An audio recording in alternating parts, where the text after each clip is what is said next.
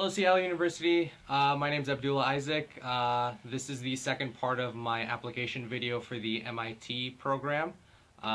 These are my two friends that I got for the second part.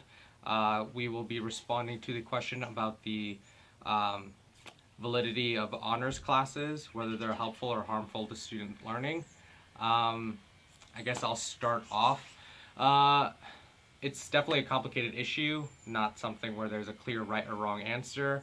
Some of the things that struck me about the arguments for and against, I definitely feel like from my teaching experiences, I do understand to some degree the point that the second kid who was a senior was making about teachers tending to be forced to teach to the middle, because whenever I've been in very diverse teaching environments, whether it was like working with kids in like Saratoga where they're upper middle class, kids in East San Jose, or like even in Africa, every classroom definitely has stratas of like the self-motivated, like higher achievers.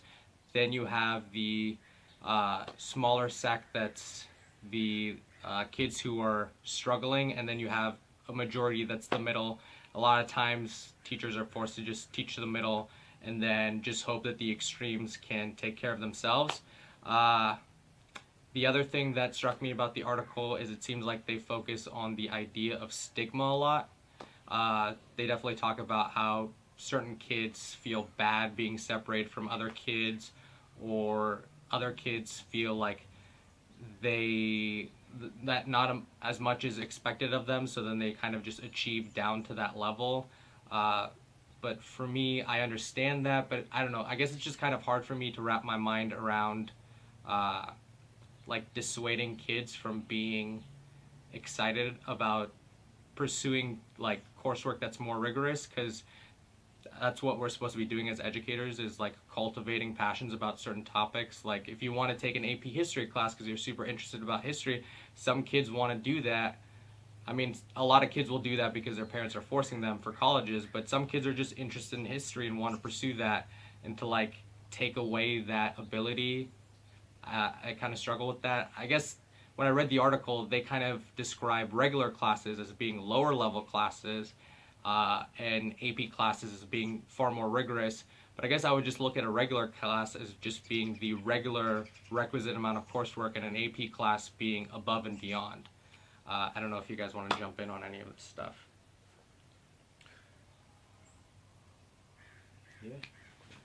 Yeah.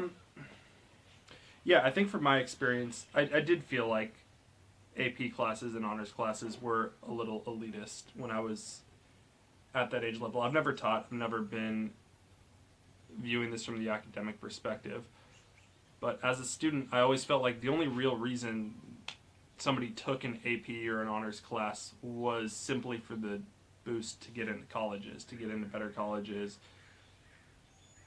or whatever it is they might be trying to do for the future. But it didn't seem like it was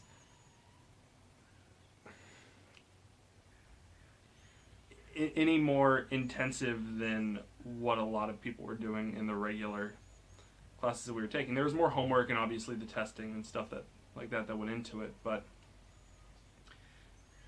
yeah, I don't know, it just felt a little unnecessary and slightly pretentious. What about the racial aspect? Do either of you guys have any opinions on that? In your experience, did you seem to notice that it does seem to cater more to the upper middle class. Yeah. Yeah, it seems to give the people who are already a little bit privileged a little more of a bump in that regard. What do you guys think about the idea, though, of kids, even if these upper middle class kids are getting a bump, putting them in the same classroom as like a kid who struggles with the subject matter? Well, I think that goes kind of where you were going with it earlier, where you were bringing up the point that I think the student brought up about how it forces teachers to teach to the middle. And I think that's a really strong point.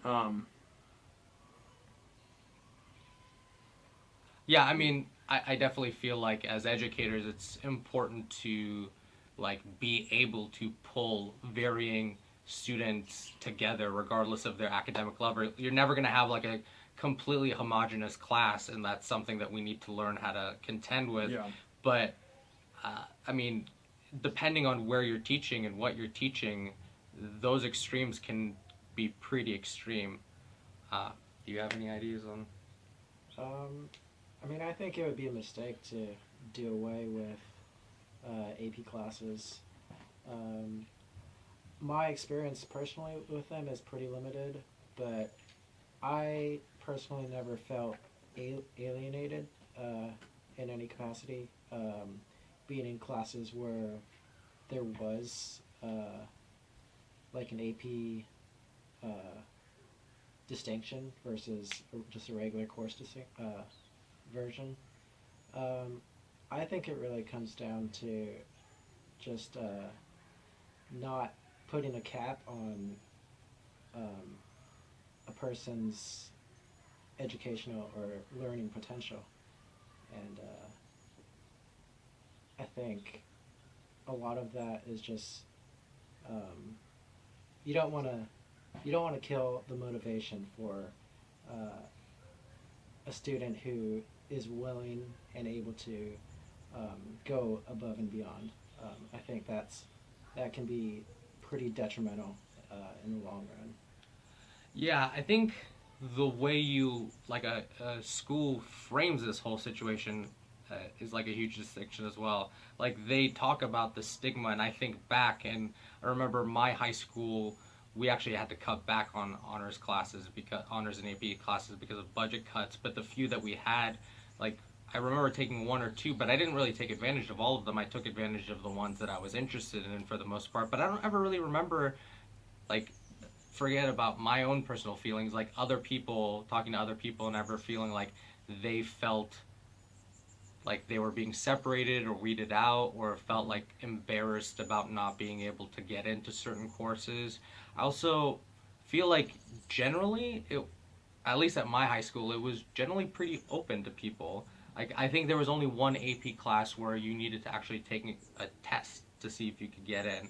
Like I realize that at some schools you'll have kids who are like English language learners, or kids who are struggling with subjects where they won't necessarily have as easy of a way of getting into those AP classes, and they might actually test. But I mean, if you're struggling to grapple with like language barriers, you're probably not supposed to be taking AP courses right now. Mm-hmm. I don't know. I feel like this is definitely a multi-layered question. I don't think that there's a very clear-cut answer, but as far as the stigma thing, I don't really know. I know that parents play a huge part of pushing this whole thing, because obviously parents always want the best for their kids, and there's parents who are trying to put their kids on track to make sure that they get into college, and for them, a school not having all of these things is a huge deal for them, because they think that it's essential in terms of getting into a top college. I mean, I know my parents felt that way, and like a school not having those options, I'm sure would dissuade kids like that from enrolling in those schools, and their parents would probably push them towards other schools that did have tracking courses like AP classes.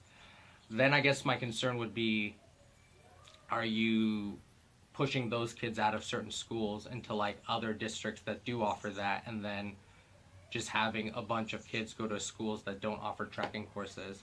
Like, I guess the question isn't just on the public school level, but it's also to some degree on the university level of whether they're going to take that into account, whether these kids are going to be penalized on the next level when they apply to schools that they didn't take any of these courses because they weren't offered at their high schools. Yeah, it does seem like it levels the playing field a bit for people that come from families that say don't have many people who have gone to the university level. No. I feel like the AP and honors courses can come off as really daunting to kids who aren't from backgrounds of academic success. But yeah, I don't expect colleges and universities to take each individual high school's programs into account either. So it might, I think that's what makes it difficult about removing this entirely. Yeah, I mean, I guess to some degree it is important that we take into account the fact that the article does say that some research has shown that the ethnic minority students are often overrepresented in these lower level classes. So I guess there is some research out there to say that says that tracking is like a detriment, that it does reinforce some of these habits. But it's really hard to come to a definitive conclusion based off of studies like these because, I mean, they're generally not that comprehensive. It's really hard to get a full scope of like to come down on a definitive answer. But it doesn't shock me that research would say stuff like that. I mean, I would expect that ethnic minority students would be overrepresented in these lower level classes because generally in the U.S. ethnic minorities still have disadvantages that they have to deal with on the academic level, and I would assume that they would be in the lower level classes.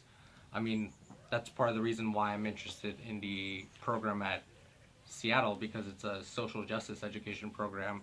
Like, that seems to be the way that education is moving now in terms of teaching, is making sure that you're preparing a new generation of teachers to deal with these ethnic minorities and all of the like struggles that they have in school, making sure that we can like reverse this pattern. But the pattern exists, and it doesn't shock me that it shows up in tracking courses as well.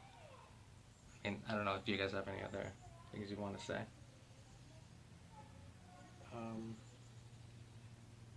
I think the idea of racial isolation is just, it's a far more comprehensive topic than can be like